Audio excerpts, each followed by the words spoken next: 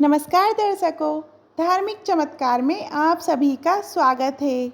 आज हम आप सभी को नाम जप की महिमा बताएंगे।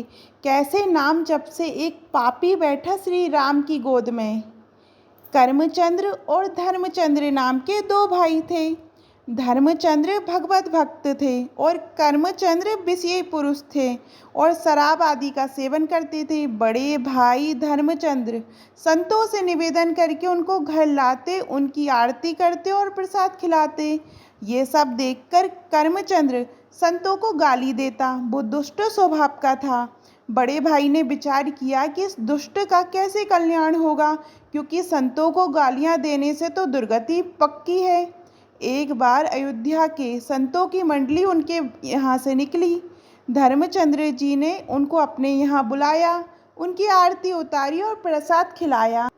इतने में शराब पीकर कर्मचंद्र वहाँ आया और उन सबको गाली देने लगा। उसका कमरा ऊपर था, वो सबको गालियाँ देते हुए अपने कमरे में चला गया। संतों ने धर्मचंद्र जी से कहा, आप तो हमें आदर पूर्वक लाए थे, लेकिन ये कौन है? धर्मचंद्र जी ने कहा, महाराज जी क्षमा करें, ये मेरा छोटा भाई है। गलत संग से इसकी दुर्दशा हो गई है। उन्होंने पूछा, महाराज क्या इसका कल्याण हो सकता है? संतों ने कहा, पक्का हो जाएगा, आप चिंता मत करो। उनमें से एक संत हष्ट-पुष्ट थे। वो ऊपर गए और दरवाजा खटखटाया। कर्मचंद्र ने दरवाजा खोला। संत भगवान समझ गए कि यहाँ विनय से बात नहीं बनेगी। उन्होंने कर्मचंद्र को नीचे गिराया और उसकी छाती पर चढ़कर बैठ गए। संत ने कहा, राम बोल। कर्मचंद्र ने कहा, नहीं बोलूँगा। संत ने कहा, अगर राम नहीं बोला तो मैं तुम्हारा गला दबा दूंगा। यहाँ कोई तुम्हें बचाने वाला नहीं है। राम बोला, काफ़ी देर विचार करके।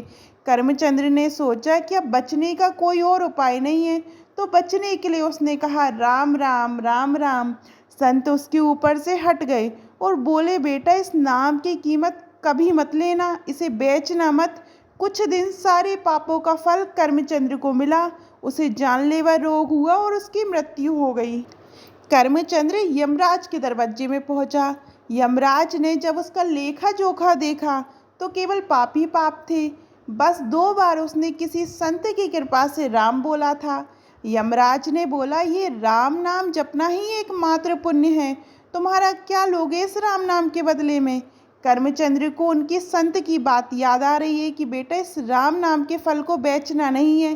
कर्मचंद्र ने पूछा कि पहले तो हमें कीमत बताइए इस 2 बार राम नाम जपने की। यमराज जी फंस गए। यमराज जी ने सोचा कि भगवान के नाम की कीमत लगाने से तो बहुत बड़ा अपराध बन जाएगा।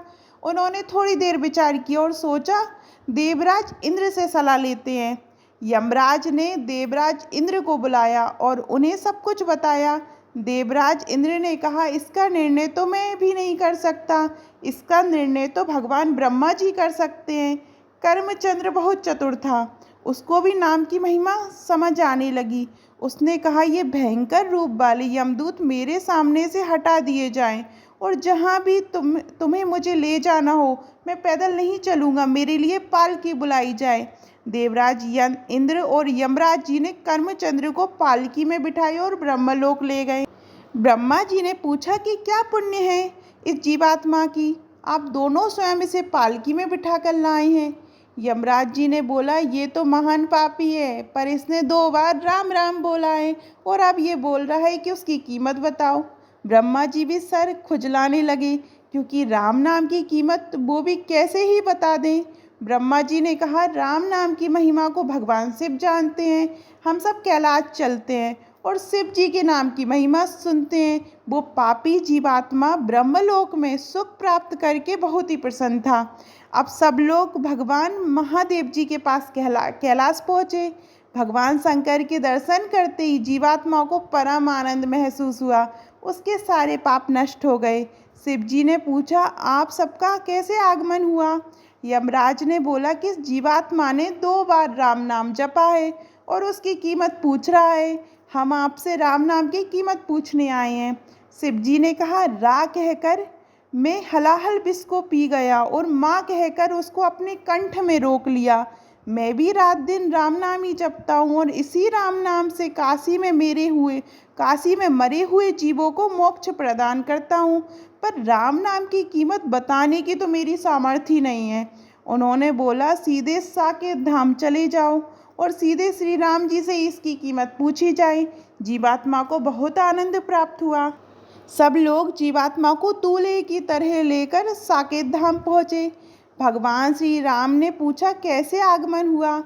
यमराज जी ने बताया कि प्रभु, ये जीवात्मा बहुत पापी है, लेकिन इसने आपके एक प्रेमी महात्मा के कहने पर 2 बार राम नाम जपा है और अब ये इसकी कीमत पूछ रहा है। भगवान श्री राम ने कहा, इसको मेरी गोद में बिठाओ। भगवान श्री राम ने उस जीवात्मा को अपनी गोद में बिठाया और उसको दुलार करते हुए कहा कि कीमत तो मैं नहीं बता सकता, पर महिमा आप देख लो, ये पापी होते हुए भी मेरी गोद में बैठा है।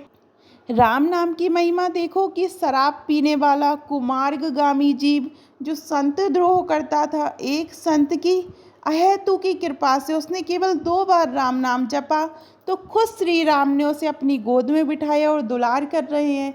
ये अविश्वास ना करें कि क्या 2-4 बार राम जपने से भगवत प्राप्ति हो जाएगी या नहीं। एक ही नाम काफ़ी है भगवत प्राप्ति करवाने के लिए। अगर नाम जप के साथ कोई अपराध ना बने तो प्रभु के नाम में रस आ जाएगा। उसका स्वाद लेकर आप प्रभु को अपने अधीन कर सकते हैं। नाम जप से आपको प्रभु की लीलाओं में प्रवेश करने का और उनके श्री अंग की सेवा करने का भी सौभाग्य प्राप्त हो सकता है। आपको ये कहानी कैसी लगी कमेंट में ज़रूर बताइएगा। और अभी तक आपने हमारे चैनल धार्मिक चमत्कार को सब्सक्राइब नहीं किया तो सब्सक्राइब करिएगा। धन्यवाद।